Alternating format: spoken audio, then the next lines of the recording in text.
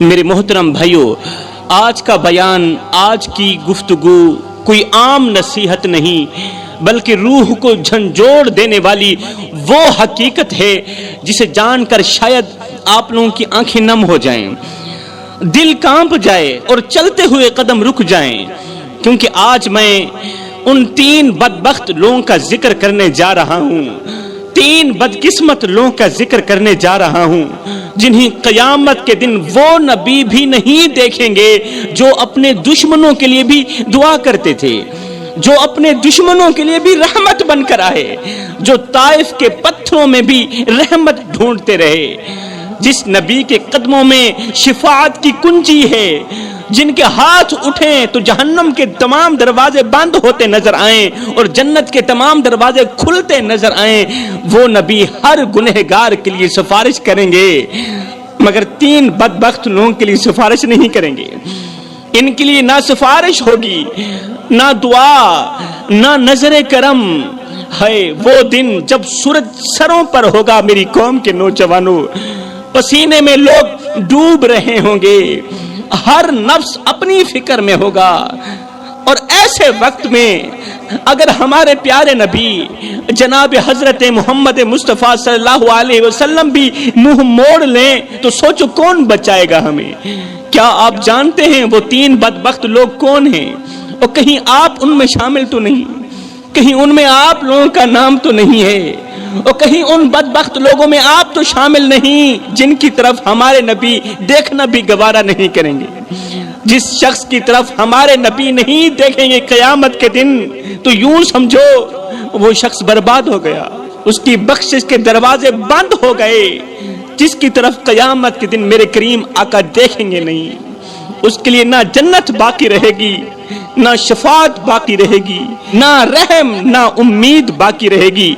حضرت شیخ سعدی رحمت اللہ تعالی علیہ فرماتے ہیں کہ یہ 3 بدبخت لوگ جنہیں قیامت کے دن اللہ کے محبوب کی شفاعت نصیب نہیں ہوگی، یہ اتنے منحوس لوگ ہیں اس دنیا میں کہ اگر تم ان کو کسی راستے سے آتا ہوا دیکھو تو وہ راستہ بھی چھوڑ دو۔ وہ لوگ اس قدر منحوس لوگ ہیں۔ اگر یہ 3 لوگ جن کے بارے میں اللہ کے نبی نے فرمایا کہ قیامت کے دن میں ہر ایک گنہگار کی سفارش کروں گا مگر 3 بدقسمت لوگوں کی سفارش نہیں کروں گا، حضرت شیخ سعدی رحمت اللہ تعالی علیہ فرماتے ہیں کہ اگر یہ 3 لوگ کسی راستے سے آ رہے ہوں، ادھر سے یہ 3 لوگ آ رہے ہوں، ادھر سے آپ لوگ آ رہے ہوں، تو ان 3 لوگوں کا منحوس چہرہ دیکھ کر وہ راستہ بھی چھوڑ دو، جی وہ راستہ بھی چھوڑ دو۔ اگر تم ان کو راستے سے آتا ہوا دیکھو وہ راستہ ہر حال میں چھوڑ دو، کیونکہ یہ وہ بد نصیب ہیں جن کے چہروں پر اللہ کا قہر لکھا جا چکا ہے، جن کے چہروں پر منحوسیت لکھی جا چکی ہے، اللہ کا عذاب لکھا جا چکا ہے۔ ان کے لیے نہ شفاعت ہے، نہ بخشش ہے، نہ مہلت اور نہ ہی معافی، بلکہ انہیں بغیر حساب و کتاب کے جہنم میں پھینک دیا جائے گا۔ ان کے ساتھ بیٹھنا بھی وبال ہے، جی ان کے ساتھ بیٹھنا بھی مت، ان سے رشتہ داری قائم کرنا اللہ کے عذاب کو دعوت دینا ہے۔ ان 3 لوگوں کے ساتھ بیٹھنا بھی مت، ان کے ساتھ بولنا بھی مت، ان کے ساتھ رشتہ داری بھی قائم مت کرنا۔ اور ان جیسے لوگوں کو اپنی بیٹی دینا صرف بیٹی نہیں بلکہ اپنی نسل اور ایمان کا سودا کرنا برابر ہے۔ جی میرے محترم بھائیوں، میں آج آپ لوگوں سے التجا کروں گا، ہاتھ جوڑ کے عرضی کروں گا کہ اگر کسی بھٹکے ہوئے کو اپنی بیٹی دے دو تو شاید وہ سنور جائے، اگر کسی گنہگار شخص کو اپنی بیٹی دے دو شاید وہ سنور جائے، توبہ کر لے، مگر ان 3 بدبختوں کو اپنی بیٹی مت دینا۔ یہ وہ زہریلے سانپ ہیں جنہیں اگر اپنے گھر کی دہلیز پار کرنے دو گے تو یاد رکھنا پورا گھر جل کر راکھ ہو جائے گا اللہ کے عذاب سے۔ میرے کریم نبی نے فرمایا صحابہ میں قیامت کے دن ہر ایک گنہگار کی سفارش کروں گا مگر 3 لوگوں کی سفارش نہیں کروں گا۔ میں قیامت کے دن ہر ایک گنہگار بدکار سیاہکار کی سفارش کروں گا، مگر 3 بدقسمت لوگوں کی سفارش نہیں کروں گا، 3 بدبخت لوگوں کی سفارش نہیں کروں گا۔ ہائے، یہ سننا ہی تھا کہ صحابہ چیخ اٹھے، صحابہ کرام تڑپ اٹھے، آنکھوں سے آنسو بہنے لگے کہ کہیں ہم ان 3 لوگوں میں شامل تو نہیں، اور جن کی آقا سفارش نہیں کریں گے کہیں ہم ان میں شامل تو نہیں۔ یہ صحابہ کرام کی عاجزی تھی کہ وہ نیکیوں پر بھی ڈرتے تھے، دن رات عبادت کرتے تھے، پھر بھی ڈرتے تھے کہ کہیں رب ناراض نہ ہو جائے، کہیں رب ہم سے خفا نہ ہو جائے۔ میرے نبی نے فرمایا صحابہ 3 بدبخت لوگ ایسے ہیں جن کی قیامت کے دن محمد سفارش نہیں کرے گا، سفارش کرنا تو رہی دور کی بات، محمد ان کی طرف دیکھنا بھی گوارا نہیں کرے گا۔ صحابہ کرام نے عرض کی یا رسول اللہ، سنیا وہ کون سے بدبخت لوگ ہیں، وہ کون سے بدقسمت لوگ ہیں جن کو قیامت کے دن آپ دیکھنا بھی گوارا نہیں کریں گے؟ میرے نبی نے فرمایا پہلا جو زندگی میں شراب پیتا تھا اور شراب پیتے پیتے بغیر توبہ کے مر گیا، جو ساری زندگی شراب پیتا رہا اور شراب پیتے پیتے بغیر توبہ کے مر گیا، صحابہ گواہ رہنا ایسے شخص کی محمد سفارش نہیں کرے گا۔ اللہ کرے میری یہ آواز کسی شرابی کے کان میں اتر جائے، میں ہاتھ جوڑ کر خیرات مانگتا ہوں، میرے بھائی چھوڑ دے یہ شراب۔ اس شراب نے نہ جانے کتنی زندگیاں نکل لی، نہ جانے کتنے آنگن اجاڑ دیے، کتنے بچوں کو باپ کے ہوتے ہوئے یتیم کر دیا۔ آج کتنی عورتیں ہیں جو شوہر کے ہوتے ہوئے بھی بیوہ جیسی زندگی گزار رہی ہیں، اور وجہ صرف شراب ہے۔ میرے بھائی اپنے محلے میں جا، نظر دوڑا، غور کر، کوئی حافظ کی ماں ہے، کوئی قاری کی ماں ہے، اور کوئی پرہیزگار کی ماں، کوئی راتوں کی تاریکیوں میں اٹھ کر رونے والے نوجوان کی ماں، کوئی تہجد گزار کی ماں، ایک لمحے کے لیے اپنے اندر کے مفتی سے پوچھ مجھے اتنا بتا کہ تیری ماں کس کی ماں ہے، اور کہیں وہ شرابی کی ماں تو نہیں، کہیں وہ گنہگار کی ماں تو نہیں، کہیں وہ نشئی کی ماں تو نہیں۔ ارے اس بیٹی کا کیا قصور جس کے لیے لوگ کہتے ہیں ہم اس کا رشتہ نہیں لیں گے اس لیے کہ اس کا باپ نشہ کرتا ہے۔ ہائے، چاند جیسی خوبصورت بیٹی کی زندگی کو باپ کے نشے نے تباہ کر دیا۔ چھوڑ دے یہ شراب میرے بھائی، آج سے ہی توبہ کر لے، آج ہی توبہ کر لے۔ میرے رسول کریم نے فرمایا صحابہ میں اللہ کا حبیب ہوں، میں اللہ کا حبیب ہوں۔ پھر فرمایا جو جوان جوانی میں توبہ کرتا ہے وہ بھی اللہ کا حبیب بن جاتا ہے۔ جوانو آؤ نا اللہ کے حبیب بن جاؤ، آؤ نا اللہ کے دوست بن جاؤ۔ جب تم اپنی ساری زندگی مالک کے نام کر دو گے تو پھر وہ ساری کائنات تمہارے نام کر دے گا۔ صحابہ کرام نے عرض کی یا رسول اللہ دوسرا کون سا شخص ہے جس کی آپ سفارش نہیں فرمائیں گے؟ میرے رسول کریم نے فرمایا دوسرا وہ شخص جو ماں باپ کو دکھ دیتا ہے، ماں باپ کو دکھ دینے والا، ماں باپ کو درد دینے والا، ماں باپ کا جینا حرام کر دینے والا، یہ وہ بدقسمت انسان ہے، یہ وہ بدبخت شخص ہے جس کی قیامت کے دن محمد سفارش نہیں کریں گے۔ آج دنیا ایک باپ کے درد بھرے جملے سن رہی ہے، زمانہ ایک باپ کا درد سن رہا ہے، ایک باپ جو پوری زندگی اپنے بیٹے کے لیے روٹی جمع کرتا رہا، آج اس باپ کی آنکھوں میں نمی ہے، آج اس باپ کی آنکھوں میں آنسو ہے، مگر ایک بیٹا ہے جو دنیا کے میلوں میں مصروف ہے، بیٹا دنیا کے میلوں میں مصروف، اور باپ درد بھری آواز میں کہہ رہا ہے، درد بھرے جملوں میں کہہ رہا ہے او میرے بیٹے جب سے تو پیدا ہوا تھا ہم نے اپنی ذات کے لیے جینا چھوڑ دیا، تیری پیدائش سے لے کر آج تک کبھی بھی تیرا باپ سکون کی نیند نہیں سویا، میری ہڈیاں درد کرتی ہیں اور میری کمر جھک گئی ہے۔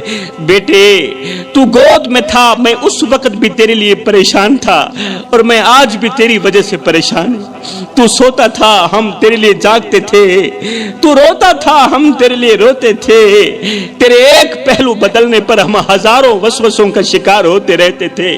تیری ایک مسکراہٹ دیکھنے کے لیے میں ساری ساری رات تڑپتا رہتا تھا, ساری ساری رات خاک چھانتا رہا, محنت مزدوری کرتا رہا کہ مجھے کچھ ملے نہ ملے, میرے بیٹے کو روٹی کا ٹکڑا مل جائے.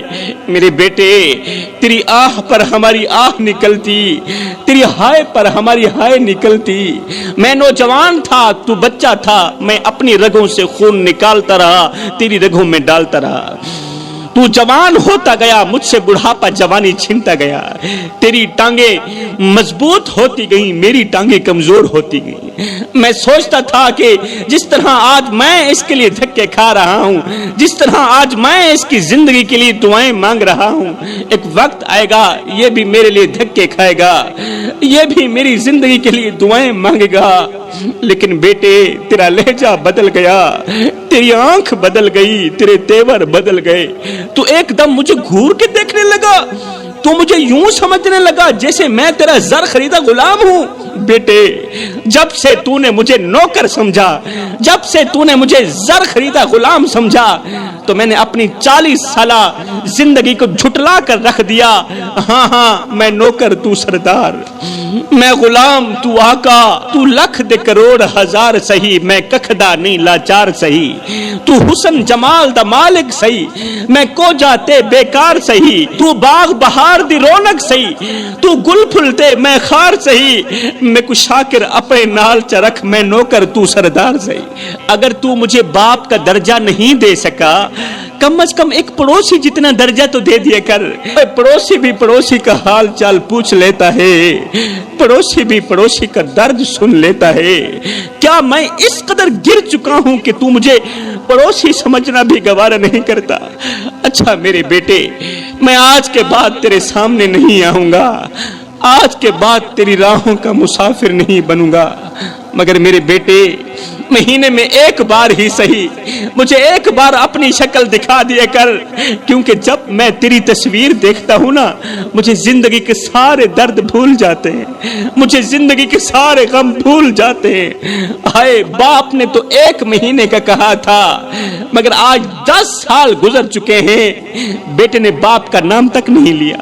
شکل دکھانا تو رہی دور کی بات, آج باپ کے کان بیٹے کی آواز سننے کے لیے ترس رہے ہیں, باپ کی آنکھیں بیٹے کو دیکھنے کے لیے ترس رہی ہیں. ہجر تیرا جے پانی منگے تے میں کھوڑے نہ دے کینا, جی کر دے تینوں کول بٹھا کے درد پرانے چھیڑا. صحابہ کرام نے عرض کی, یا رسول اللہ, سنیا تیسرا شخص کون سا ہے جس کی قیامت کے دن آپ سفارش نہیں کریں گے؟ میرے رسول کریم نے فرمایا, تیسرا وہ شخص جو دنیا میں لوگوں کا دل دکھاتا رہا, دکھی لوگوں کے دلوں پر وار کرتا رہا, لوگوں کا جینا حرام کرتا رہا, جو مسکراتے چہروں کو آنسو دیتا رہا, جو امید بانٹنے کے بجائے ان کے خواب توڑتا رہا. خدا راو میرے بھائیو, کسی کو اتنا مت ستاؤ کہ وہ اللہ کے سامنے تمہارا نام لے کر رو پڑے. اگر اس نے ایسا کر لیا تو یاد رکھنا, خدا کی قدرت تمہارا جینا حرام کر دے گی. اللہ چپ ضرور ہے مگر بے خبر نہیں ہے. میرے رب کو بے خبر مت سمجھنا, اس کی چپ سے ناجائز فائدہ مت اٹھانا. یہ جو دل ہے نا, یہ اللہ کا گھر ہے, اور اللہ کے گھر کو ویران کرنے والے کبھی آباد نہیں رہتے. اگر ایسا کرو گے تو یاد رکھنا, دنیا میں رہتے ہوئے بھی قبر جیسی زندگی گزارو گے. سانسیں چل رہی ہوں گی مگر چین نصیب نہیں ہوگا, پھر جسم سلامت ہوگا مگر دل زخمی ہوگا. اگر تم نے کسی کو بے وجہ رلایا تو یاد رکھنا, بستر ہوگا مگر نیند نہیں آئے گی, زندگی ہوگی مگر زندگی جیسی نہیں ہوگی. اللہ فرماتا ہے, میرے بندے, کسی کو دکھ دے کر, کسی کو درد دے کر, کسی کو ایک پل کے لیے غم دے کر میرے دروازے پر اپنی خوشی کی خیرات مانگنے مت آنا, اور کسی کو ایک پل کی خوشی دے کر پھر اپنی پریشانی کی فکر مت کرنا, پھر اپنی پریشانی کی پرواہ مت کرنا. آج کتنے لوگ ہیں جو اللہ کے بندوں کا جینا حرام کر کے بڑے آرام سے کہتے ہیں کیا ہوا, ایسے تو چلتا ہی رہتا ہے. کسی کی بیٹی کی عزت روند کر, کسی کی بیٹی کی عزت کی دھجیاں اڑا کر کہتے ہیں کیا ہوا، زمانہ ایسا ہی ہے، زمینوں پر ناجائز قبضہ کر کے کہتے ہیں کیا ہوا، یہ سب تو ہوتا ہی رہتا ہے۔ او ظالم، تجھے تو شاید کسی کا درد دکھائی نہیں دیتا، تجھے تو شاید کسی کی تکلیف دکھائی نہیں دیتی، تو لوگوں کے آنسو بہا کر سمجھتا ہے یہ معمولی سی بات ہے۔ نہیں بھائی، آنسو کے ایک قطرے کے اندر اتنی طاقت ہوتی ہے کہ وہ رب کے عرش کو ہلا سکتا ہے، تقدیر کا رخ بدل سکتا ہے، ظالموں کے تکبر کو خاک میں ملا سکتا ہے۔ ایک شخص میرے رسول کریم کی خدمت میں حاضر ہوا، عرض کی یا رسول اللہ، آقا ایک عورت ہے جو لوگوں کا دل توڑتی ہے، زبان سے لوگوں کو تیر مارتی ہے، اس کا اخلاق بالکل بھی اچھا نہیں ہے، بہت ہی زیادہ بد اخلاق ہے وہ، لیکن وہ 5 وقت کی نمازی ہے، 5 وقت کی نمازی ہے، مگر وہ لوگوں کا دل دکھاتی ہے۔ بتائیں ایسی عورت کے بارے میں، ایسی عورت کے بارے میں آپ کا کیا ارشاد ہے؟ میرے نبی نے 2 ٹوک جواب دیا، فرمایا ایسی عورت جہنم میں جائے گی۔ کیوں؟ اس کا اخلاق اچھا نہیں ہے، نماز پڑھتی ہے، اخلاق اچھا نہیں ہے، نماز اللہ کی پاک بارگاہ میں قبول نہیں ہے۔ اتنے میں دوسرا شخص آیا، کہنے لگا یا رسول اللہ، میرے محلے میں ایک عورت رہتی ہے، وہ نمازیں تو کم پڑھتی ہے، قرآن تو کم پڑھتی ہے، مگر اس کا اخلاق بہت اچھا ہے، اس نے کبھی کسی کا دل نہیں توڑا، کبھی کسی کے دل پر وار نہیں کیا، ہماری عورتیں اس کی لمبی عمر کے لیے دعائیں کرتی ہیں، ایسی عورت کے بارے میں آپ کا کیا حکم ہے؟ میرے نبی نے فرمایا ایسی عورت جنت میں جائے گی، ایسی عورت جنت میں جائے گی، اور اس کا اخلاق، اس کی اچھی زبان ایک نہ ایک دن اسے 5 وقت کی نماز بھی بنا دے گی۔ تو فرمایا میرے نبی نے اے صحابہ سب کچھ کرنا، یہ 3 گناہ کبھی نہ کرنا، اگر یہ 3 گناہ کرو گے تو یاد رکھنا قیامت کے دن میں محمد تمہاری سفارش نہیں کروں گا۔ جو لوگ اپنی زندگی میں یہ 3 گناہ بڑے شوق سے کرتے ہیں، ان کی زندگیوں میں سکون کے جنازے اٹھ جاتے ہیں میرے بھائیوں، وہ سکون کی سانس نہیں لے پاتے اپنی مختصر سی زندگی میں۔ وہ مال تو کماتے ہیں مگر مال میں برکت نہیں ہوتی، وہ رزق کماتے ہیں مگر یہ رزق ان کے لیے وبال بن جاتا ہے، ان کی اولاد ان کی نافرمان بن جاتی ہے، تب تک جب تک یہ لوگ ان 3 گناہوں سے سچی اور پکی توبہ نہیں کر لیتے۔ میں دعا کرتا ہوں اللہ ہمیں بھی جلد از جلد ان 3 گناہوں سے سچی اور پکی توبہ کرنے کی توفیق عطا فرما، آمین ثم آمین، وما علینا الا البلاغ المبین۔